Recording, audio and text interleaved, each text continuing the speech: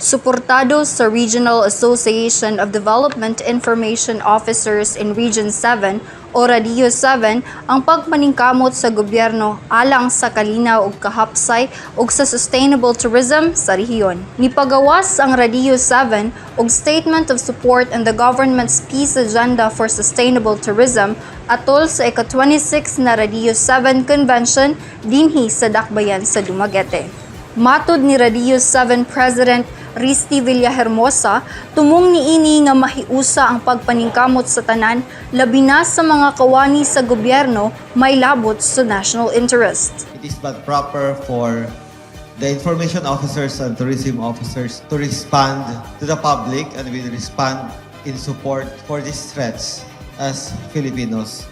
Gipasidunggan sab sa RADIO-7 ang Philippine Army alang sa pagminternar sa kalinaw ug kahapsay sa rehiyon.